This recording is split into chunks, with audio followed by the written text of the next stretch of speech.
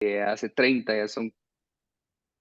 ya son clasificados por viscosidad, ¿verdad? Entonces, luego ya con la línea del Super Pave, que todo esto que les hablaba yo era la línea de Marshall, y después fue apareciendo esta nueva metodología en donde aparece el equipo del reómetro de corte dinámico. Entonces, ahí ya se empieza a clasificar el asfalto por PG, que es grado de desempeño en inglés, ¿verdad? Entonces, ese grado de desempeño prácticamente está definido por el reómetro de corte dinámico, que va probando el asfalto en diferentes temperaturas y por medio de un corte torsional o por así decir, un esfuerzo de torsión, que es donde se ha investigado y se ha llegado a concluir que es donde el asfalto realmente se puede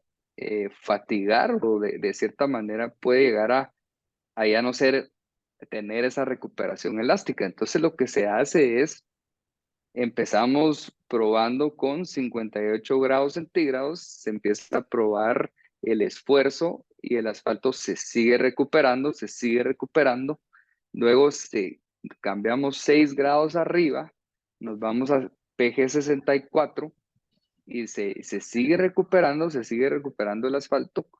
Después nos vamos a PG 70 y si esa recuperación ya no es la que esperamos, sino que ya tenemos una falla, por así decirlo, una deformación. Entonces, ahí decimos que el asfalto es un PG 64, porque no llegó, no alcanzó a ser el 70, ¿verdad? Entonces, respondiendo a la pregunta, es una clasificación o de asfaltos en función de este equipo que fue evolucionando ya después del viscosímetro Brookfield y el penetrómetro en la penetración, ¿verdad? Entonces, si vamos a la actualidad, en términos de resistencia físico-mecánica, es el equipo que está liderando, que está de punta ahorita para poder caracterizar asfaltos. En convencionales yo creo que no es tan complicado, se puede clasificar por viscosidad sin problema. Pero cuando hay modificados con polímeros o con otros modificadores, sí se necesitan este tipo de herramientas, porque pues con ellas podemos ver muchísimas más cosas, ¿verdad? Entonces, esa sería la respuesta. Y aquí podemos ver en la siguiente diapositiva los asfaltos ya modificados con polímeros. Si se dan cuenta, ya pueden llegar hasta 76, 82, 70, 88, 76. Asfaltos 82 o 88 son para casos muy específicos, como paradas de buses, maquinaria muy pesada, aeropuertos, cabeceras de aeropuertos, que ese es otro de los temas que queremos hacer un taller ya el otro año, que es de ingeniería de aeropuertos, de pavimentos en aeropuertos, y seguramente vamos a estarlo sacando a principios de año. Pero digamos que el PG70 es el normal o el modificado que más se utiliza, y el PG76 también. Si se dan cuenta, hay un número a la par que es menos 16, en este caso todos son menos 16, puede ser menos 22 o menos 10, también de 6 en 6, y este número representa lo que el asfalto va a resistir, por así decirlo, en bajas temperaturas, ¿verdad? En Guatemala pues no tenemos este problema, eh, porque nuestras temperaturas bajas pues si mucho llegarán a menos 10 grados, unos 8 grados en zonas muy particulares, pero en otros países sí que tienen estaciones, sí necesitan evaluar la parte alta y la parte baja, ¿verdad? Hay una manera de evaluar las partes intermedias, que es una de las tropicalizaciones que se pueden hacer en el grado de desempeño, que de hecho en El Salvador lo han hecho, y evaluar, ¿por qué no?, temperaturas intermedias. Estamos hablando de 20 grados, 15 grados, 25 grados, 0 grados, que son temperaturas más interesantes para nuestros casos, ¿verdad? Entonces, es un mundo de llegar a seguir analizando toda la parte de aspectos modificados por medio de este método de clasificación. Y tenemos una pregunta de parte del ingeniero Blas Osberto. Sí, con muchísimo gusto. ¿La va a hacer por micrófono?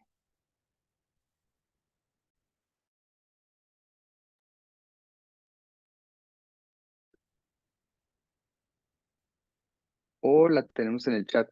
No sé si...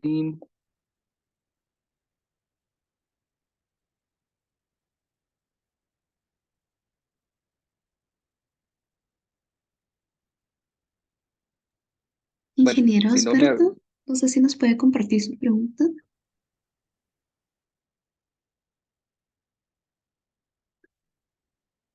Si no hay cuando quieran pueden ustedes escribir en el chat también y vamos ahí conversando con muchísimo gusto. Otro tema importantísimo que creo yo que también es fundamental en la parte de inversión en un proyecto y de operación. Muchas veces cuando una empresa va a empezar la producción de asfaltos modificados, hay ciertos elementos en la planta que tienen que estar disponibles. Por ejemplo, el tanque máster debe contar con agitación, debe contar con agitadores o recirculación constante, porque recordemos que los asfaltos modificados, al final de cuentas, son asfaltos mucho más altos en viscosidad, ¿verdad? Entonces, ellos requieren una recirculación para no tener ese problema de fluidez a la hora de inyectarlos a la planta o al tambor junto con los agregados. Entonces, de hecho, la descarga que se da, digamos, de una pipa al tanque, es bien importante porque no es el mismo rendimiento que se tiene con una convencional. Una convencional en temperaturas, se pueden descargar en temperaturas de 150, por ejemplo, y ya están en el tanque sin problema. Los modificados muchas veces hay que llevarlos hasta 170, 180, y eso requiere más horas de calentamiento para poder descargar al tanque máster. Entonces, si no hay una buena planificación de la obra, probablemente van a llegar al día siguiente a la producción a las 6 de la mañana y todavía no ha terminado de calentar la pipa para descargar. Entonces, ahí se puede perder medio día, ¿verdad? O se puede perder el día. Entonces, de cierta manera, sí ayuda a optimizar costos el hecho de tener los elementos necesarios para hacerlo.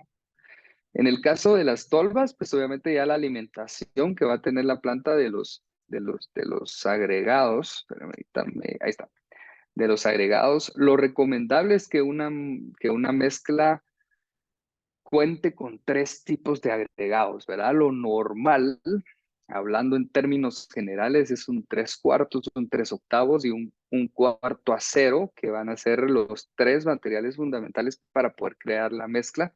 Obviamente cada uno en sus diferentes tamaños, no específicamente el 3/4 es un 3/4 100%, ¿verdad? Sino que va a tener una distribución según la trituración. Entonces, creería yo que uno de los más importantes y que muchas veces se tienen problemas es el fino, ¿verdad? El 1/4 acero, el polvo de piedra o la arena, puede llegar a ser muy absorbente, ¿verdad? Normalmente, los agregados que dan más problema por absorción o dan más problema por humedad, por retención de humedad ya en los apilamientos, más en estas épocas de lluvias, entonces son el agregado el fino de la mezcla, que se clasifica como de 1/4 de pulgada para abajo. Entonces, hay varios métodos de poderlos eh, trabajar previo a realizar un secado, que el secado puede ser una mezcla con material que no esté húmedo, cubrir los materiales a tiempo para que no den problemas. Y los tipos de plantas también tienen sus límites de contenidos de humedad de cada agregado. Entonces, si nosotros superamos, por ejemplo, un 5% de la humedad de los agregados, eso vamos a tener que bajar rendimiento o eficiencia en la producción porque vamos a necesitar secarlo en el tambor y eso requiere que sea más lenta la planta, ¿verdad? Lo malo es que muchas veces no se hace y la mezcla termina teniendo mucho excedente de humedad y eso provoca desgranamiento en campo. Entonces, digamos que todo ese tipo de prácticas que se van a ir mencionando y se van a ir abarcando van a ser fundamentales para mantener un presupuesto afinado en la obra, ¿verdad? Uno de estos puede ser una línea crítica en un proyecto. Luego, la parte del mezclado, una vez que ya hablamos una vez que ya hablamos de la alimentación, que a mí me gusta decir, pues la alimentación tiene que ver la descarga, tiene que ver la parte de alimentación de agregados en las tolvas. Nos vamos en el caso de una planta continua, que es lo más común, al tambor, ¿verdad? De mezclado. Entonces ahí el tambor secador mezclador, eh, como les decía, o sea, si se dan cuenta, en este ejemplo, tienen 80 toneladas por hora, pero al 3% de humedad, ¿verdad? Entonces sí, el contenido o el porcentaje de humedad es clave para el rendimiento o la eficiencia en la producción, ¿verdad? Entonces, en los laboratorios ya hay simuladores de tambores también para poder tener una mayor, a la hora de diseño de mezclas o control de calidad, de tener una mayor eh, similitud o de cierta manera que sean mezclas más similares a las que se van a producir previo en la etapa de planificación, ¿verdad?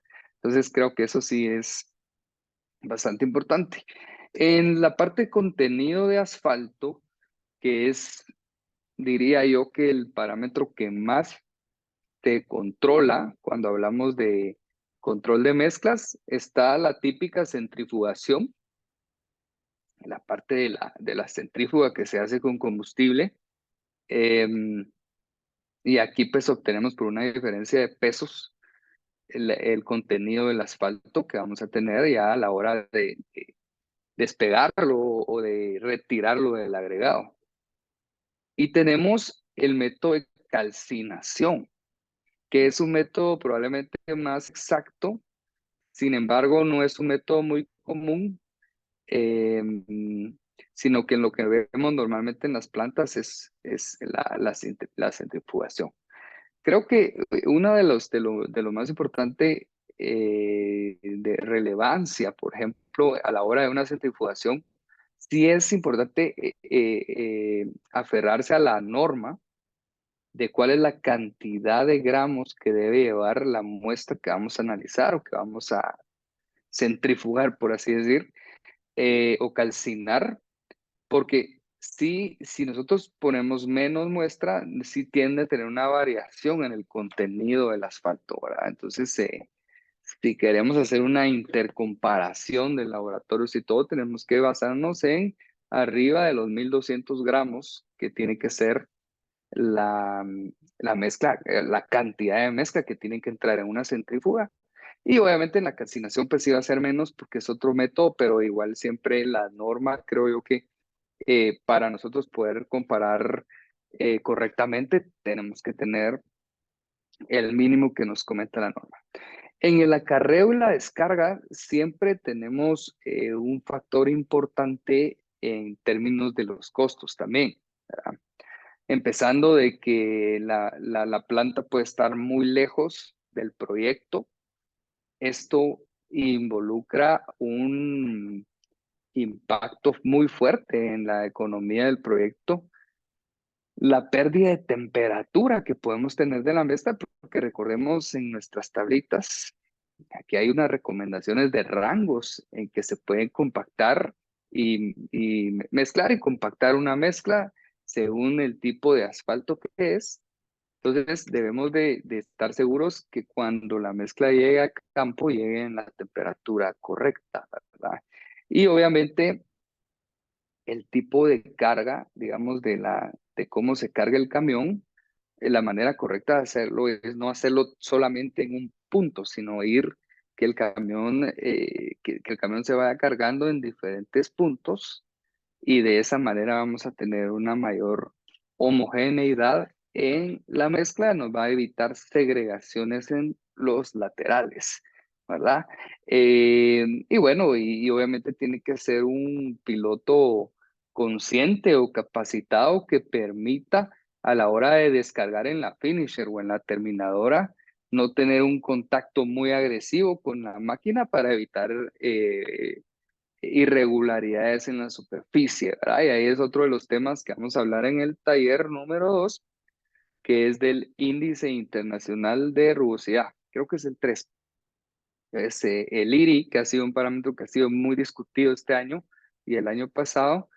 Em, También tiene mucho análisis en términos de qué tipo de proyecto es, cuál es la geometría, qué maquinaria se tiene, qué tipo de procedimiento se hizo, cuántas capas son, qué nivel de tráfico tiene, si es un tramo sinuoso. Entonces, hay muchísimos factores que pueden influir en la aceptación o en el índice que queremos nosotros aceptar o que queremos alcanzar.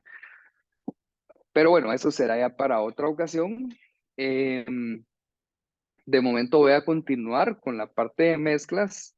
Existen pues los compactadores, está el compactador por impacto manual, está el compactador por impacto automático y el compactador giratorio. Entonces, nosotros estamos en esta etapa que es el manual o el automático, pero por impacto, que es el Marshall, digamos, en la parte de hacer una compactación por impacto en laboratorio y la evolución de todo esto ya es un compactador giratorio que la diferencia entre ambos es que se ha descubierto o se hace la asociación de que un rodo hace amasado en la mezcla, no es tanto como impacto, ¿verdad? No tenemos en un rodo no impactamos la mezcla por así decir, con una diferencia de altura en las caídas. Entonces, es más real si nosotros hacemos una compactación por amasado, que es lo que hace el compactador giratorio. Entonces, digamos que sí hay muchísima investigación de cómo influye la compactación por impacto y la compactación por amasado. Entonces, realmente las etapas más importantes en este caso, ya de la instalación de la mezcla, es la cuadrilla de los rastrilleros, ¿verdad? Tienen que ser personas conscientes de ir eh, analizando la mezcla también para no tener tanto desperdicio en los laterales e ir mejorando toda la parte de textura y toda la parte de los detalles para luego poder que pueda pasar el rodo liso, el rodo metálico y finalmente la compactadora de neumática, ¿verdad? Entonces, siempre hay preguntas, por ejemplo, si los asfaltos modificados se pueden o no compactar con neumática. Y de hecho, sí es una ciencia, porque digamos, la mayoría de ellos hay que ver qué tipo de polímero, con qué tipo de polímero están modificados, porque si es un polímero que es afín al caucho de la neumática, pues definitivamente no es conveniente porque va a estar levantándolo. Por ejemplo, un asfalto caucho, ¿verdad? Un NFU. Entonces, normalmente en los elastómeros y en los plastómeros, lo que se recomienda es encontrar la temperatura ideal en campo para compactar, porque muchas veces lo que hay son desplazamientos de la mezcla. Realmente es muy diferente compactar un convencional con un modificado, y tenemos esa tendencia a ver desplazamientos por el robo metálico. Muchas veces lo conveniente es bajar el peso del robo o entrar a una temperatura menor donde ya no esté ese desplazamiento. Y la neumática a veces entra a temperaturas mucho más bajas también para evitar problemas con los modificados. Entonces, toda la parte de compactación no se puede decir que hay una receta para los modificados, sino que cada tramo tendrá su peculiaridad y en la misma gente de colocación tendrá que tener su curva de aprendizaje y entonces ya definir las pasadas, en qué momento y con qué equipo, ¿verdad? No sé si alguien tuviera alguna pregunta al momento, pueden hacer por micrófono o por chat.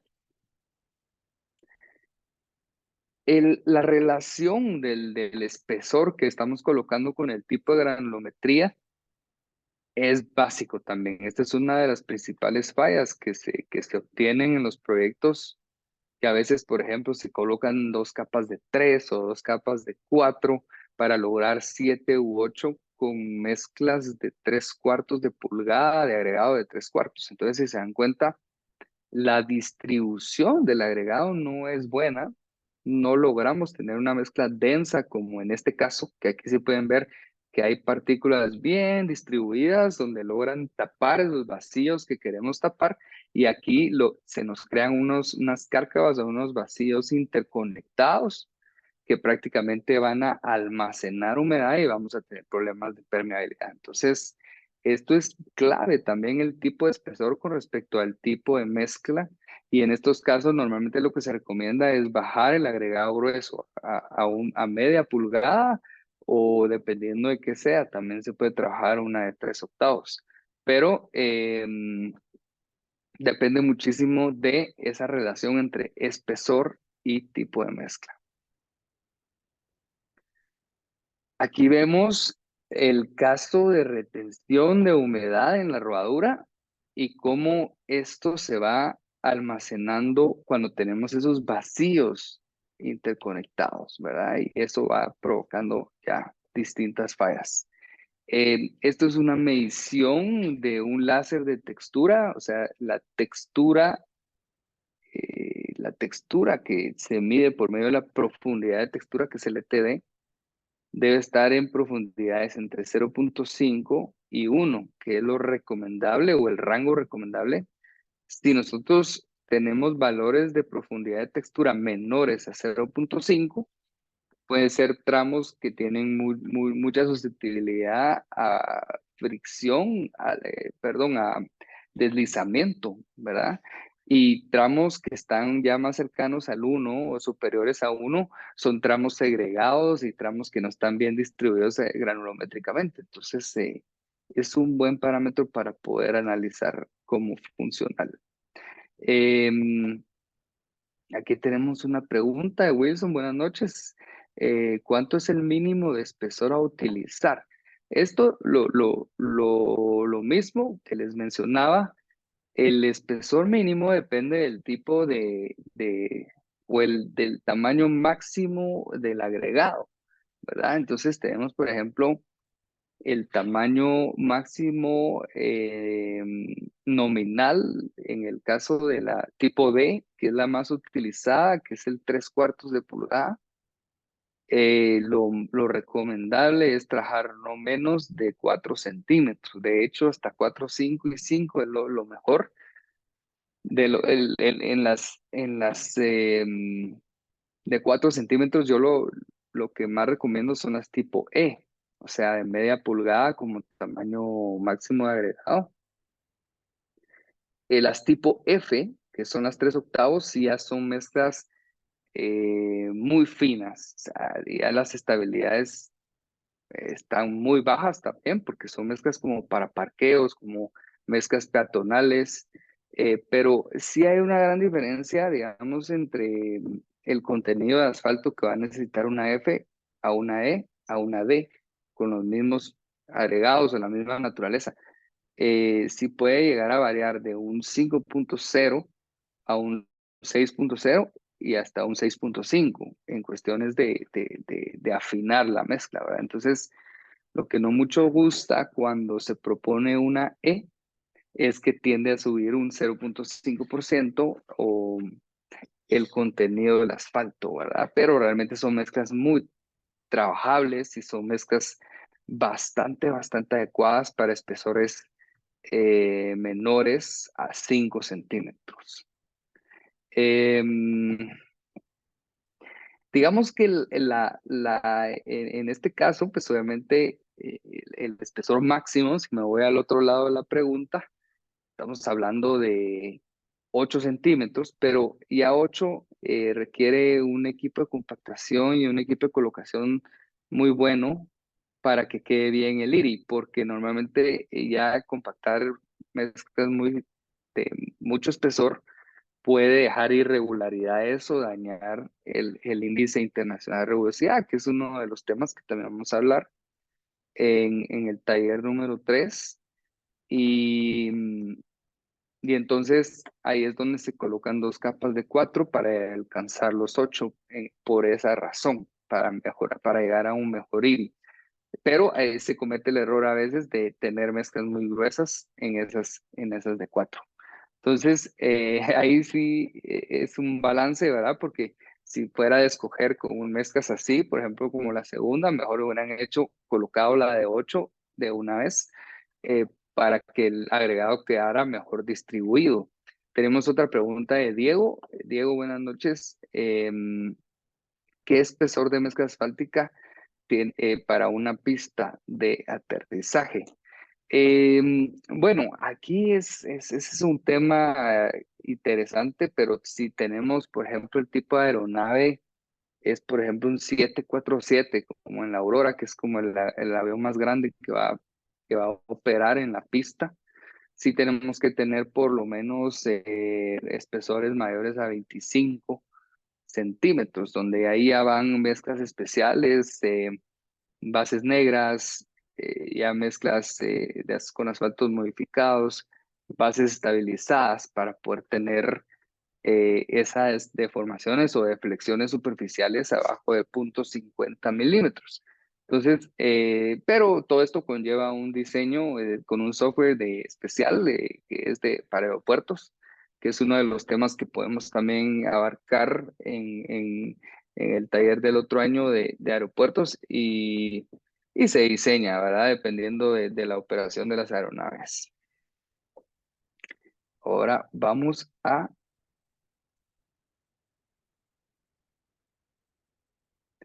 por ejemplo, aquí podemos ver una mezcla de textura con IRI. Lo ideal es que podamos llegar a tener una buena textura y un buen IRI. No son parámetros que son iguales, al revés, se tienen que complementar. O sea, podemos tener una buena textura, pero un mal IRI. Podemos tener una buena textura y un buen IRI, que es lo que buscamos. Podemos tener un buen IRI y una mala textura. Entonces, siempre debemos de evaluar ambos parámetros. Las condiciones que afectan el IRI y la textura, definitivamente puede ser de producción en la planta, un mal diseño, eso lo vamos a ver ya más a detalle. La interacción que hay entre los camiones y la pavimentadora, la compactación en las temperaturas correctas, el fresado, que el fresado antes de la colocación tiene que ser de buena calidad y por supuesto el espesor y el tipo de maquinaria a utilizar. Entonces, todos estos tipos de factores que nos pueden afectar a un proyecto los vamos a estar analizando. También el tipo de procedimiento, ¿verdad? Si es una recuperación, nos va a permitir mejorar el perfil longitudinal de la carretera. Si es un fresado, pues obviamente vamos a replicar mucho de lo que está anteriormente. Em, Hablándoles ya un poco de la parte de diseño que se va a hablar en el taller es los equipos que ahora han definido el verdadero desempeño de la mezcla según las diferentes variaciones de granulometría o asfalto que se puede tener. Entonces, se tiene la rueda cargada de Hamburgo para ver deformación permanente o abollamiento.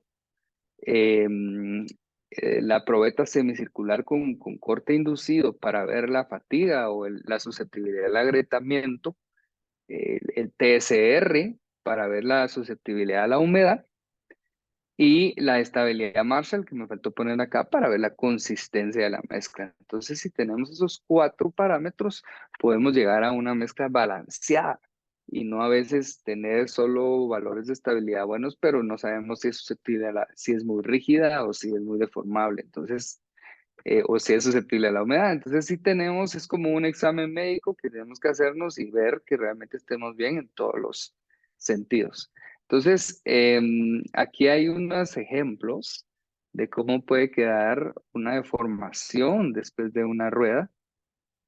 Esto es un asfalto modificado, claramente pueden ver ustedes que la deformación es mucho menor, es mucho más canalizada, es uno de los grandes beneficios del asfalto modificado. Y eso que la rueda cargada es una prueba exigente, acelerada, que nos va a dar una excelente proyección de cómo se va a comportar la mezcla.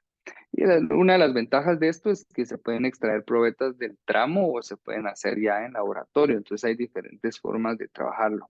Aquí vemos la diferencia de un asfalto modificado con un mal agregado y un asfalto modificado con buen agregado. Entonces vemos ese desvestimiento que se da y que seguramente se va a dar en los primeros años o en los años tempranos de la operación de la carretera. Entonces una mezcla convencional en muy mal estado que puede tener mucho asfalto o puede tener poco asfalto y eso es lo que sucede. Hay un desgranamiento total antes de poder ver la deformación. Y aquí vemos también, en el caso de un mal agregado o un agregado no compatible y un agregado compatible, se ve el desvestimiento que tiene a la hora de fallar o a la hora de aplicarle carga. No que aquí pues falla, pero queda recubierto. Eso es una excelente señal. Esta no, ¿verdad? El caso que vamos a hablar ya en el taller también de la parte de agrietamiento es la susceptibilidad de la propagación de la grieta. En esta probeta semicircular, se pueden ver aquí, es una mezcla menos susceptible a la fatiga. En cambio, estas dos pues, son unas mezclas altamente susceptibles a fisuramiento por fatiga. Entonces, ese es otro de los temas interesantes. La rueda de Hamburgo, cómo se hace el análisis también de las deformaciones acumuladas y poder llegar a una mezcla balanceada en todos los parámetros que les he hablado y económicamente también favorable para la empresa, ¿verdad? Creo que se nos está acabando el tiempo. Nuevamente tenemos 3 minutos. Realmente es una presentación de introducción. Los invito a todos a participar en el primer curso que es sobre mezclas asfálticas, su aplicación y su análisis económico. También hablamos un poco del rap, que el rap está completamente de moda ahorita. En otros países, las mezclas con rap son muy, muy, muy utilizadas y las mezclas con PET también como una salida también ambiental que se puede encapsular en las mezclas. Entonces, sí ha habido mucha investigación de este lado también que vamos a estar comentando de cómo se puede implementar en las plantas. ¿Ah? Entonces, les dejo el taller. Tenemos 2 preguntas todavía, creo que lo logramos. Ah, no, estamos aquí. Entonces, Jasmine ahí les colocó el link de inscripción. Realmente la idea era poder tener esta semana el primer taller, pero lo vamos a mover a la siguiente semana y prácticamente vamos a trabajar el, el 13 y el 15, que sería lunes 13 y miércoles 15, para luego ya continuar con el de asfaltos modificados y el de Liri, y con eso finalizaría el año, el 20 de noviembre, 22 de noviembre y el 4 de diciembre y el 6 de diciembre.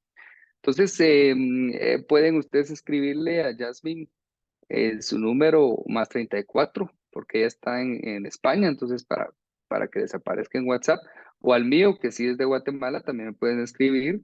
También está disponible el correo y el costo de cada curso es de 450. Son 2 sesiones de 2 horas y media más o menos cada sesión y se van a hablar temas más específicos para los que quieran inscribirse. Y muchísimas gracias ahí por el tiempo.